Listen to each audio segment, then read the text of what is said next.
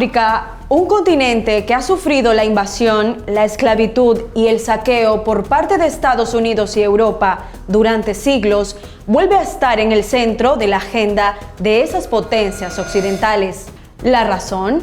Su acercamiento comercial con China y Rusia, alianzas que han contribuido al desarrollo de grandes proyectos de crecimiento económico en una de las regiones más pobres del planeta. Al ver la cooperación entre China y África, Estados Unidos necesita tener menos celos y más apertura e inclusión. Debe hacer menos acusaciones infundadas y brindar más apoyo tangible. Debe participar en menos juegos de no sumar y más en una cooperación de ganar-ganar. Para entender la relación de Occidente con África, debemos mirar hacia el pasado colonial del continente más saqueado de la historia de la humanidad. Para Europa, África no es nada más que el centro de mano de obra esclava. Para Europa, África no es nada más que el centro, la gran maquila que tienen ellos para sacar y comerciar sus productos, pero fundamentalmente con mano de obra esclava. Desde siempre, los imperios occidentales pusieron especial atención en estos territorios llenos de recursos. Pero la revolución industrial trajo mayores exigencias de materias primas, por lo que los países europeos se lanzaron a ocupar tierras africanas y a exterminar a aquellos que se opusieran. Para 1884 se organizó la Conferencia de Berlín, en la que las potencias europeas se repartieron todos los territorios del continente. Esto solo agudizó la masacre de los pueblos originarios, el saqueo de recursos y la venta de esclavos. En la década de los 60, inició un proceso de descolonización de los países africanos, que culminaría con la independencia de Namibia en 1990. Sin embargo, las potencias nunca se fueron realmente. Los sistemas económicos y las concesiones para la extracción de materias primas y metales preciosos siguen en manos de europeos, lo que mantiene a estos países en situación de pobreza extrema y con altos niveles de endeudamiento. Las profundas asimetrías identitarias, culturales que existen también a nivel de África se deben justamente a que los europeos se han dividido el continente africano a gusto y sabor de las fronteras que han impuesto los propios europeos.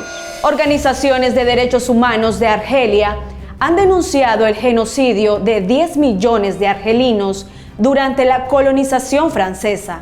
Bélgica es responsable de una cifra similar en el Congo. Se calcula que 10 millones de personas fueron asesinadas bajo el dominio belga, en el que se exterminó a la mitad de la población en 23 años. Namibia sufrió el colonialismo de Alemania entre los siglos XIX y XX, con un saldo de 70.000 personas asesinadas de diferentes etnias. Italia carga con 100.000 muertos en sus colonias en Libia y Etiopía. Reino Unido es responsable de la muerte de 80.000 personas en Kenia. España e Italia no están lejos de esas cifras. Este cruel pasado colonial se contrasta con la relación de Pekín en África, donde Europa dejó esclavitud y saqueo. China coopera con proyectos millonarios de infraestructura. De los 200 puertos comerciales que tiene todo el continente africano, 61 han sido construidos por China. El gigante asiático ha construido 10.000 kilómetros de líneas férreas en diferentes países y la inversión en infraestructura de diferentes tipos ronda ya los 700.000 millones de dólares. El intercambio comercial entre África y China alcanza los 250.000 millones de dólares anuales, muy lejos de países como Estados Unidos, que llega a los 60.000 millones. Países con altas tasas de pobreza extrema como Etiopía, Angola o Sudán cuentan ahora con millonarias inversiones por parte de China.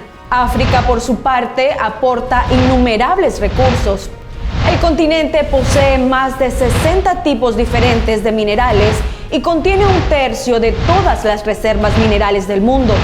Tiene un 90% de las reservas de platinoides, un 80% de coltán, un 60% de cobalto, un 70% del tántalo, un 46% de las reservas de diamantes y un 40% de reservas de oro.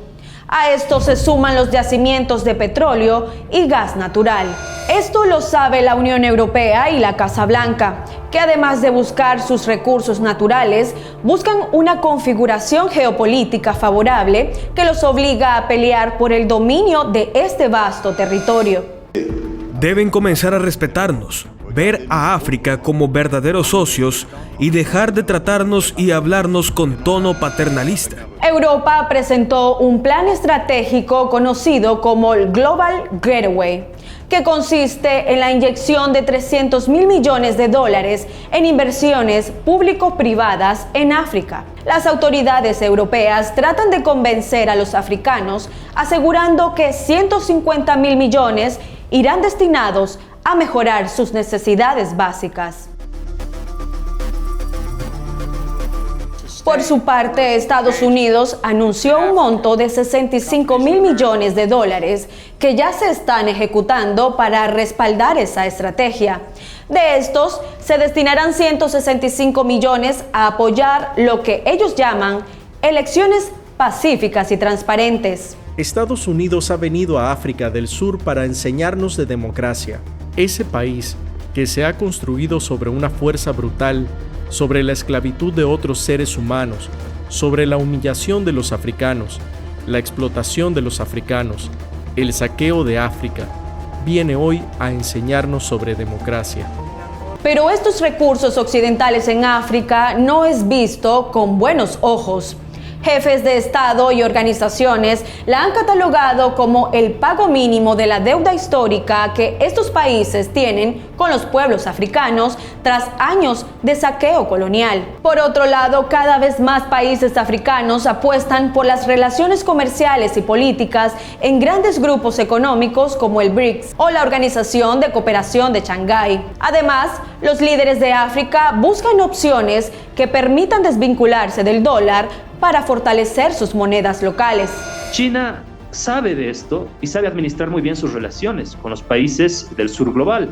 Por ejemplo, plantea relaciones de sociedades, plantea relaciones de negocios y evidentemente a cualquier gobierno le va a parecer pues loable pasar de una potencia, la estadounidense, que te planteaba relaciones de sumisión, a una potencia, la China, que te plantea relaciones de sociedad. El futuro del continente africano se definirá en los próximos años. Sin embargo, parece que la línea trazada por estos pueblos para su desarrollo apunta hacia la multipolaridad que ofrecen las nuevas organizaciones mundiales.